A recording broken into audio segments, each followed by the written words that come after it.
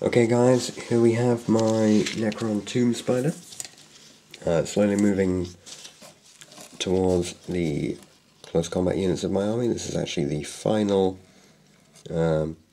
unit I'm showing that can shoot, apart from my monolith. That's going to be last.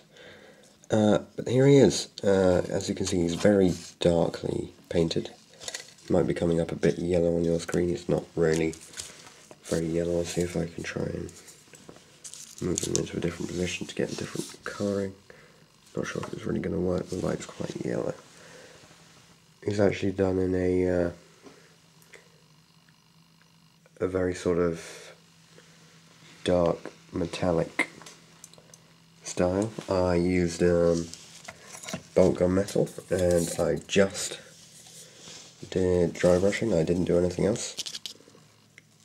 So this is where you turn up. Let's see if I can put in the white thing in.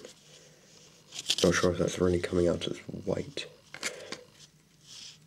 Oh, well, sorry about the lighting. As you can see, I basically dry brushed over pretty much the whole thing in bolt gun metal. So the all of the items have been sort of highlighted in that way. The red eyes were done with scab red, which I then used a gemming effect by painting a tiny large red line in the bottom right and a dot of skull white in the top left.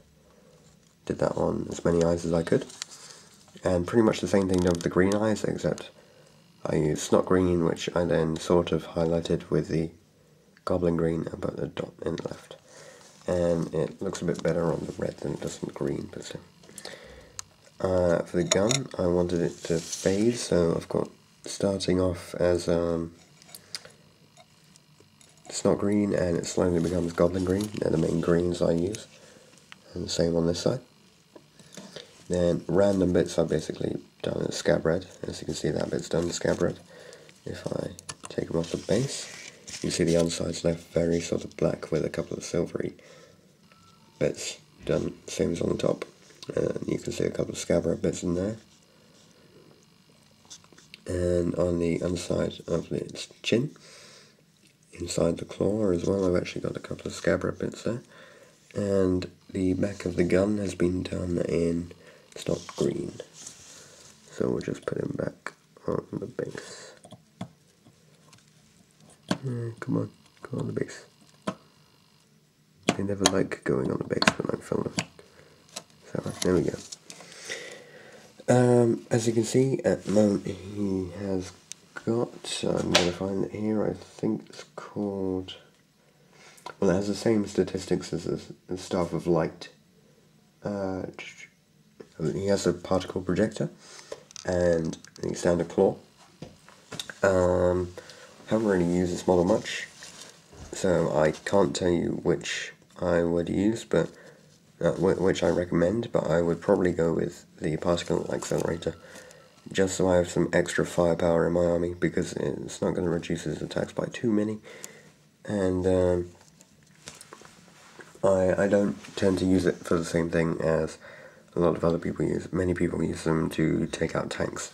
I don't tend to go up against tanks, so I use this gun to take out small troops, and I use this claw to take out big amounts of troops. Now the obvious question is, do I create scarab swarms with this guy? And the obvious answer is no. Why would I possibly risk losing wounds just to make a scarab swarm?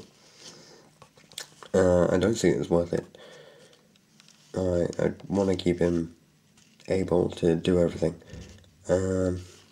People say, yes, you can use a scarab swarm and then give it all the extra stuff, but you can't keep it with him really, because scarab swarms I'd use to contest objectives and things. This model isn't able to move like a jetpack, unlike scarabs. So I just use it for, as I say, killing troops and taking out high toughness enemies, because it counts as a monstrous creature. But that was just a quick look at my TOMB SPYDER. If you have any questions, just post a comment below, and please subscribe.